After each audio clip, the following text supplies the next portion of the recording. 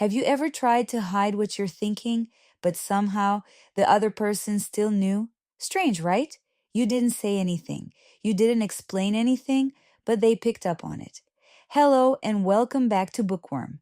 Today we're diving into the art of reading minds, a book that explains something fascinating. People don't just listen to what you say, they read everything else, your posture, your reactions, your timing, and all of that reveals more than your words. The interesting part?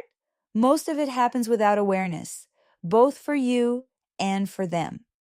Stay with me as we dive deeper, because once you understand this, you'll start seeing how much you actually reveal.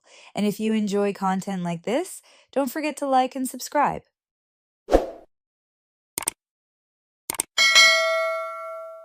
So have you ever been right in the middle of a conversation and just wished, even for a split second, that you had the actual superpower to read the other person's mind? You know, to know exactly what they are thinking, completely regardless of the words coming out of their mouth. Well, what if I told you that you already possess this exact superpower? Seriously, it's true. You, me, literally everyone. We all read minds unconsciously every single day. Welcome to This Explainer. Today, we are going to take all of that unconscious processing and make it conscious. We're going to completely decode the hidden, wordless language that secretly dictates human interaction. And I'm going to show you exactly how to understand and positively influence the people around you. Okay, let's dive right into this. The entire foundation for our explainer today comes from the absolutely fascinating work of Henrik Fexeus, specifically his book, The Art of Reading Minds. Now, right off the bat, Fexeus completely demystifies this whole concept of mind reading. Outside of cheesy television dramas or sci-fi movies, real mind reading isn't about psychic phenomena or crystal balls. Not at all. It is simply the act of observing biological reactions to mental processes. Fexeus argues that human thoughts and human emotions are always revealed through our behavior and our nonverbal communication. Simply put, to read a mind, you just have to know how to read the body. But to really grasp how this works, we first have to undo a few centuries of pretty bad advice. Back in the 17th century, the incredibly famous philosopher René Descartes proposed that the mind and the body were completely separate entities. They operated independently. Well, it turns out he couldn't have been more wrong. The modern reality, the actual science, is that the mind and body are one inextricably linked single system. You literally cannot think a single thought without some kind of biological response happening somewhere in your organism. Think about it.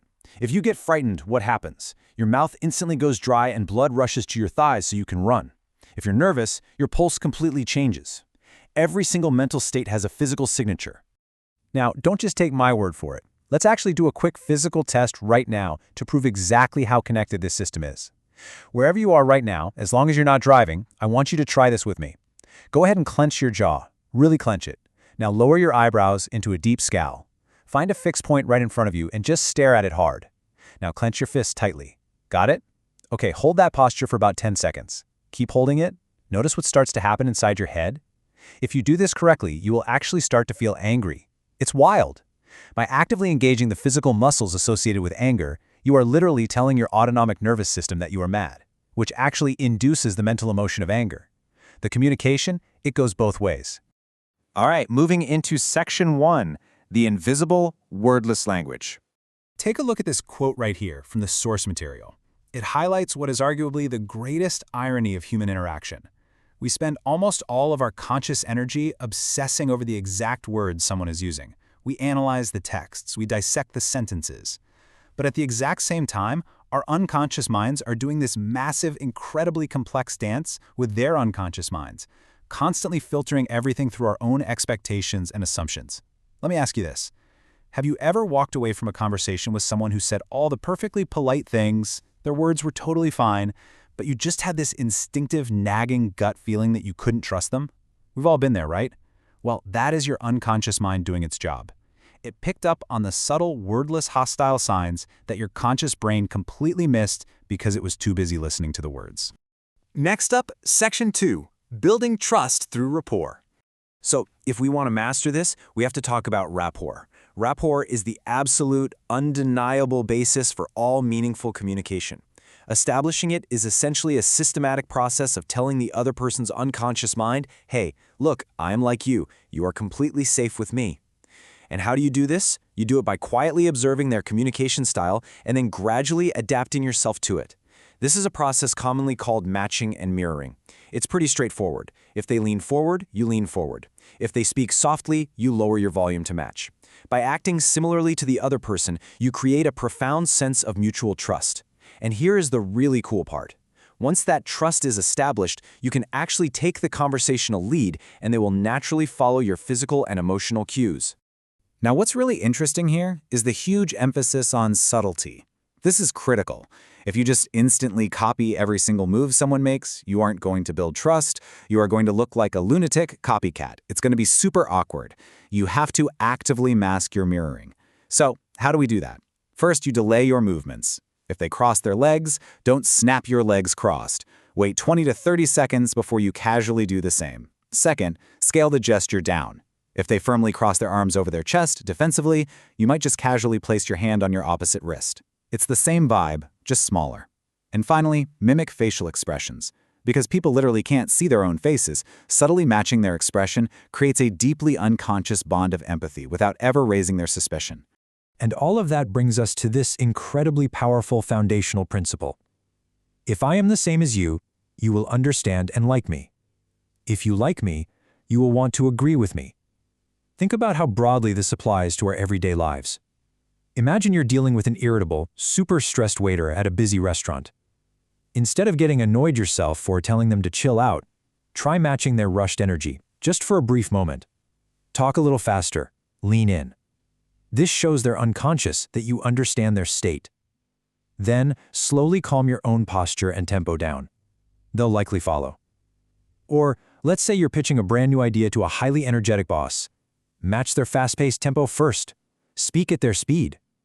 Once they feel that you actually get them and their energy, they will naturally be much more inclined to agree with your proposals. Moving right along to Section 3, Spotting Hidden Emotions. Okay, so once you've successfully built that rapport, how do you actually spot what they're truly feeling deep down?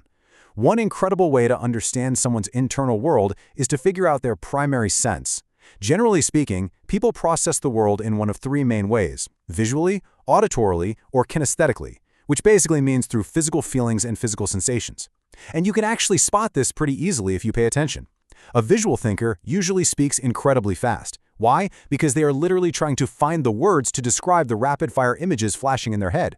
An auditory thinker, on the other hand, speaks in a much more measured, highly rhythmic voice, and they'll often tilt their head to the side as if they are listening to their own thoughts. A kinesthetic person, they will speak much slower, they take deep breaths, physically checking in with how their body feels before they give you an answer. If you can spot which one they are, you can start speaking their specific sensory language. Now, here is another massive subconscious tell regarding hidden emotions: our pupils. It turns out when something genuinely interests us, our pupils dilate by about 5 to 15%. It is a tiny, fully automated biological reaction that we have zero control over. But once you know to look for that subtle expansion, you will start to see it everywhere. It's an absolute, undeniable sign of interest. You can use this during a major business pitch to see if your client actually likes the specific numbers you just put in front of them. Or, you can use it in a social setting when you spot someone attractive across the room or at the supermarket. The eyes literally physically expand to take more of you in. All right, on to Section 4. Be a human lie detector.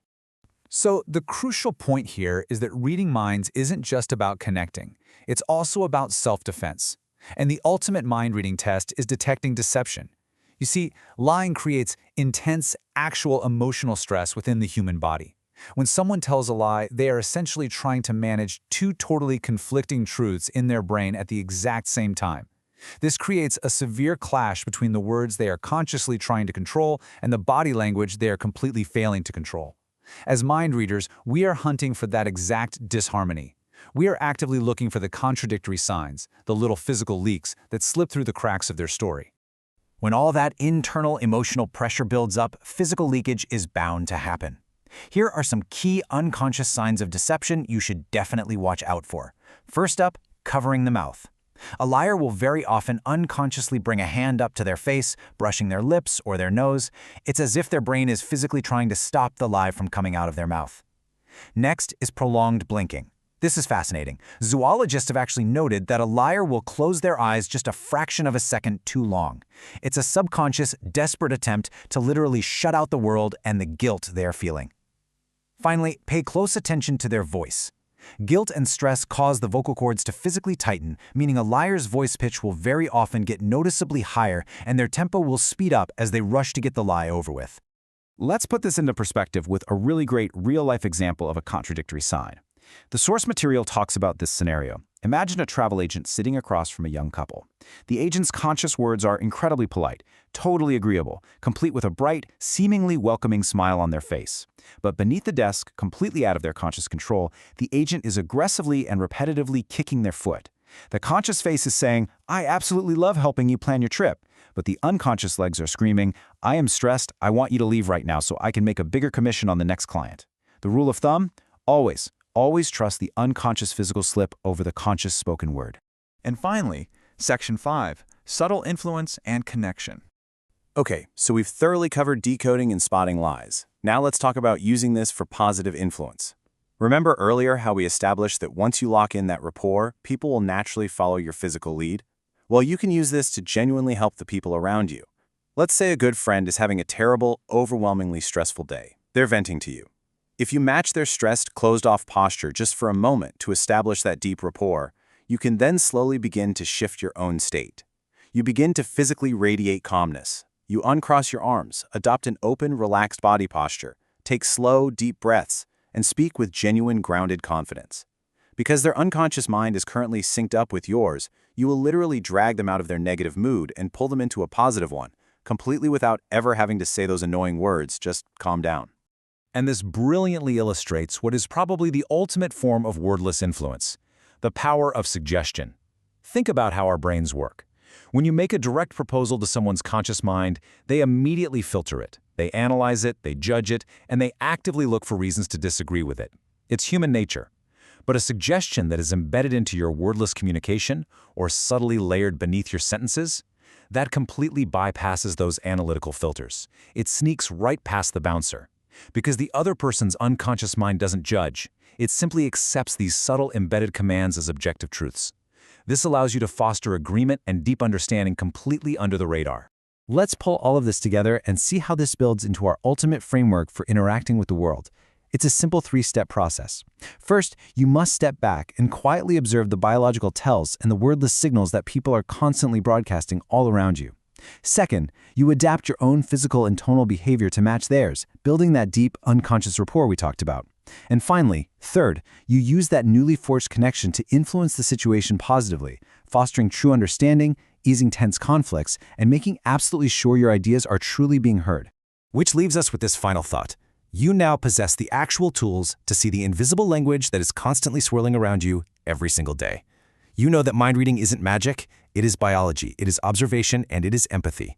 The world is absolutely full of people unconsciously broadcasting exactly who they are and exactly what they need. So the very next time you walk into a big meeting or sit down for a coffee with a friend, or even just check out at the local supermarket, how are you going to use this superpower?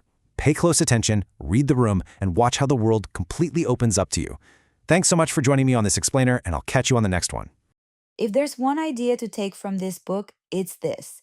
You're always communicating, even when you say nothing. The art of reading minds shows that your behavior, your small reactions, your body language are constantly sending signals, and people pick up on them, sometimes consciously, sometimes not. That's what makes this powerful, because once you understand it, you gain awareness.